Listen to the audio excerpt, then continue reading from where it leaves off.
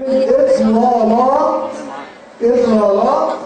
فقط. بعد كده حضرتك ممكن تبحث مين هو احمد السمره، مين الاباني، مين محمود العتريس، تقدر تبحث براحتك. الاطلالات هتبدا مع فقراتنا ودراستنا. العالم الجليل الشاعر طيب القلب احمد شايف، بنحييه كلنا تحيه كبيره جدا.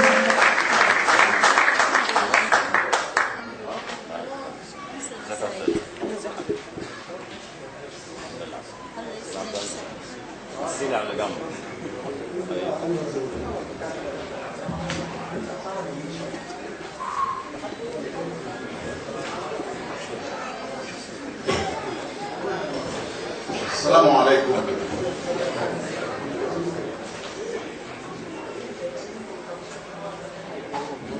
اسكندرية العروس الحالمة على شواطئنا، تلك الساحرة التي أرضعتنا جميعا من أريج يوديها مفكرة فينا من أساطيرها إبداعا.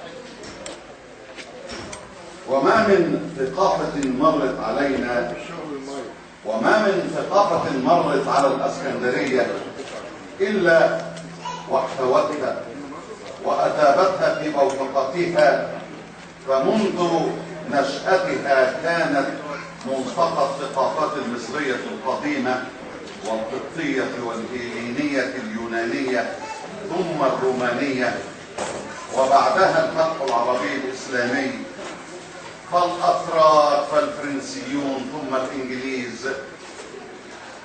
الإسكندرية هذا الكيان الأسطوري استطاع أن يحوي جميع الثقافات والتيارات الفكرية المارة به، محتفظة بخصوصياتها وسماتها المتفردة وحتى اليوم. فكان أبونا أبو الشعراء هنا في الإسكندرية كليماخوس، والذي جاء من ليبيا من منطقة تسمى فورينا، وقد أسس مدرسة اسكندرية الشعرية من خلال جماعة شعرية اسمها بلياد أو بمعنى الحمام. وقد رفض شعراء هذه الجماعة الملحمة الإغريقية التقليدية بشكلها وحجمها، ودعا مؤسسها إلى كتابة القصيدة القصيرة جدا أو الإبيجراما التي نرى في الشعر العربي المعاصر عودة إليها. وجاء بعد تيوكريتوس أول من كتب القصيدة الرعوية وصور حياة المزارعين واحتفى بالطبيعة، والشاعر أراتوس الذي نظم بعض القصائد العلمية في الفلك، والشاعر هيرونداس الذي اشتهر بقصائده الفكاهية، وأبوليونوس وهو الشاعر الذي عاد مرة أخرى إلى كتابة الملحمة الكبيرة اللي هي على نسق الإلياذة والأوديسة. ولكن اليوم نحن لن نستعرض اسكندرية على طول تاريخها، ولكن لما كان موضوعنا اليوم ينحصر في مئوية الشعر السكندري، فنكون قد ظلمنا أنفسنا والموضوع إن سمحنا لأنفسنا باستعراضه في دقة. فتاريخ قرن من الشعر ودراسة مبدعيه وإبداعاتهم قد يوفيه مؤتمر، بل مؤتمرات متخصصة تقوم على الدراسة المستفيضة التي قد تتلمس اتجاهات الشعر السكندري خلال تلك الحقبة، مستعرضة إنجازات شعرائها وتجمعاتهم الأدبية وجماعاتهم التي تأثرت وأثرت في بوتقة اسكندرية الثقافية الفريدة. حقا إن الإسكندرية هي مفرقة الإبداع قديما وحديثا، وما من سبيل في هذا المأزق إلا التعرض لموضوعنا ببيوغرافيا سريعة عن اتجاهات وجماعات الشعر، وأيضا أقطاب شعراء تلك الحقبة، وخاصة ما خطط المبنى على موائدهم حاملين منهم الراية لابسين بردتهم لتسليمها إلى الأجيال اللاحقة.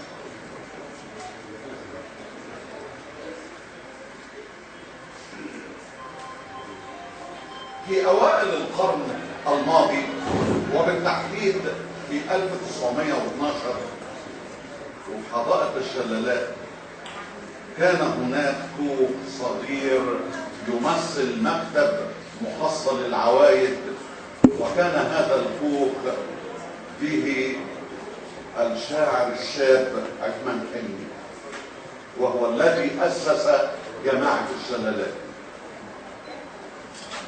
حيث بدأت الجماعة التي كان هو يرأسها، وكان من أعلامها الشعراء عبد اللطيف النشار. يا جماعة خدوا بالكم من الأسماء دي كويس، لأن الأسماء دي دلوقتي يعني كلنا بنجمع، أنا عن نفسي بجمع دواوين الناس ديت وأشوف أنا في راسي إيه، اتأثرت إزاي من الناس دي. كان منهم الشاعر عبد اللطيف النشار. على فكرة عبد اللطيف النشار ده قدم لديوان أحمد السمرة بعد كده في ديوان أنسام وأنغام، هو اللي قدم له الديوان بتاعه.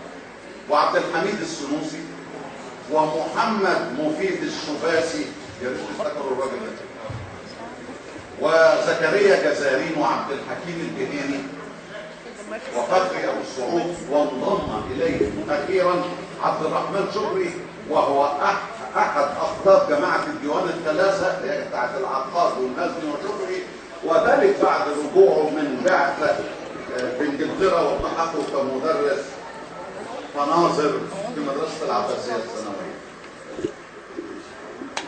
وكان شكري حقا هو معلم هذه الجماعه في الادبين العربي والغربي، بل ساعد الجماعه على امتدادها وتوطيد علاقاتها مع باقي اقطاب الشعر المصري والعربي من خلال دعواته لاقطاب مدرسه الديوان وغيرهم لموطن جماعه الشلالات هنا في الاسكندريه. من اصدارات هذه الجماعه كان عثمان حلمي اصدر ديوان نسيم البحر سنه 36، عبد اللطيف النشار اصدر ديوان جنة فرعون 31، ديوان نار موسى 33، وعبد الحميد السنوسي ديوان لغة القلوب 1915، وديوان نغم النفوس 1918. زكريا جزارين كان في ديوان له سنة 1914. حسن فهمي ديوان مرآتي سنة 22. لكن في مطلع جيل الشلالات ده مسك من سنة 1912، وفي مطلع ابتدى يجدد الشغل بتاعه في مطلع 1932، وبالتحديد في شهر فبراير كانت دعوة كل من الشاعرين يوسف الجزائري ومصطفى فهمي كان لهم الفضل في تجميع الشعراء والأدباء والفنانين لتدشين جماعة نشر الثقافة في الإسكندرية. الجماعة دي يا جماعة نشر الثقافة اللي هو يعتبر امتدادها دلوقتي هيئة الفنون والآداب والعلوم الاجتماعية. امتداد طبيعي.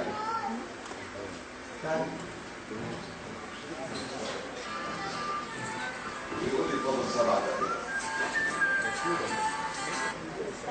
المهم بدل فضل 7 دقايق بدأنا نتكلم كده بمحبة كده بسرعة عشان نخلص الأمور. والدراسة هتكون موجودة طبعا عند الأستاذة شادي تبقى موجودة، يعني تبقى موجود، ممكن ان هي اللي عايز يرجع لها يرجع. المهم الجماعه دي كانت اتكونت من مجموعه من الشعراء، منهم عثمان كلمي، بس اللي ماسك رئيس الجماعه ديت كان خليل شيبوك، كان الشاعر خليل شيبوك، وكانت بوكاله عبد اللطيف النشار. وكان من اعضاء الجماعه المؤسسين عثمان حلمي وصديق شيبوك وعبد العزيز عمر ساس وعبد القادر عمار وادهم شلبي ويوسف فهمي. وكان مقر الجماعه ديت فين؟ كان نادي الموظفين اللي هو مكانه دلوقتي او كريستال. ده كان مقر جماعه نشر الثقافه. بعدها بسنه الجماعه ديت نشرت فرع لها، اصبح فرع لها في الزقازيق. يعني سنه 1933 بقى في فرع في الزقازيق، وابتدت ضم مجموعه من الشعراء هنا للبلطقه الثقافيه السكندريه. الخطير ان الجماعه دي عملت مدرسه اللي هي، وكانت منها وكانوا بياخدوا من العلماء والادباء من يدرس ويحاضر في هذه المدرسه، وكونوا لجان، منها لجنه الشعر، لجنه المحاضرات، لجنه النقد، لجنه الترجمه. يعني تاسيس المدارس الادبيه هنا في اسكندريه كان من خلال خطورته، كان من خلال جماعه نشر الثقافه. جماعه نشر الثقافه كانت اساتذتهم اللي هم المجموعه اللي اسسوا ديت اصبح عددها بعديها حوالي 3 سنين 161 عضو من الشعراء. وكان من هؤلاء الشعراء كان منهم من 161 اللي بعد التأسيس أستاذي أحمد السمرة، عبد العليم الأباني، وجي بعدهم بعد كده محمود العتريس، لأن محمود العتريس أخذ من نهايات الأربعينات، وجه مع مجموعة أساتذتنا دول وإدوار حنا سعد، ومع مجموعة أساتذتنا دول ابتدى يخرج جيل الخمسينات اللي هو كان منهم الاستاذ محمود موسى شيخنا دلوقتي، وعبد المنعم الانصاري، وجم سلموا الرايه بعد كده. وكانوا بيجتمعوا فين؟ في قهوه النيل من الخمسينات. ابتدت تاخد من الخمسينات لغايه السبعينات. يعني احمد السمره كان كلمني وقال لي شفهيا، خد بالك الحاجه اللي احنا كان بيقابلنا كفاكس هناك القهوه، كفاكس ده توقف في الثلاثينات تقريبا، يعني هم كانوا موجودين في الفتره دي، لكن جم اتقابلوا وسلموا الرايه لعبد المنعم الانصاري ومحبوب موسى في الخمسينات. وجه بعديهم بعد كده في الستينات اساتذتنا امثال الاستاذ عبد المنعم سالم، الاستاذ عبد المنعم سالم لانه جاي من 68 تقريبا، لانه هو كان كتب الاستاذ عبد المنعم سالم من الذين حصلوا على الجوائز. يعني انا كاتب هنا بيروغرافيا مش قادر انا بصراحه دلوقتي مش فالاستاذ عبد المنعم سالم من جيل الستينات اللي كان موجود في نهايه الستينات، كان موجود معاه فوزي خضر وصبري ابو علم بدون القاب فهمي ابراهيم وحسن عقل. هذه المجموعه واللي ابتدت تسلم الرايه بعد كده لجيل السبعينات، اللي انا كنت واحد منهم، بس انا في اواخر السبعينات، لكن كان في قبليه. كان مثلا كان في ناجي عبد اللطيف، محمود عبد الصمد، زكريا، مرسي توفيق، عبد الرحمن عبد المولى، احمد شاهين. يعني مجموعه كبيره. معلش انا مش ملاحق عشان ما معيش الورق قدامي، لكن انا بقول ايه بسرعه. جيل السبعينات اللي انا كنت منه، وكان معايا خرجنا من اصل الانفوشي، كنت انا وجابر بسوني وقتها. جه بعد كده جيل الثمانينات، وجيل الثمانينات كان مجموعه برضه من جيل الثمانينات. جه منه على سبيل المثال بس عشان ما يقعش مننا حد. كان منه علي عبد الدايم، الدكتور الاستاذ الدكتور سمير الكفراوي موجود معانا هنا، خالد هلال، حسني منصور، اشرف دسوقي، فاطمه عبد الله، امينه عبد الله، ساميه المصري، احمد الفلو، حميده عبد الله، عبد الله حسن رمضان، ورضا فوزي والوقت ده. نشكر الاستاذ احمد شاهد جدا، تحيه كبيره جدا للعالم الجليل احمد شاهد. كفايه طمنك علينا وكفايه وجودك معانا وكفايه ان انت ضيعت وقتك الثمين جدا في انك تبذل هذا الجهد المحترم جدا في هذه الدراسه اللي ان شاء الله سيتم قريبا جدا طبعا. استاذ احمد جرميش اهو يعني بيعدنا طبعا لسه في الدراسات الجميله. هنغير المود بسرعه في 3 دقائق بالظبط اللي جاي كله بالثواني.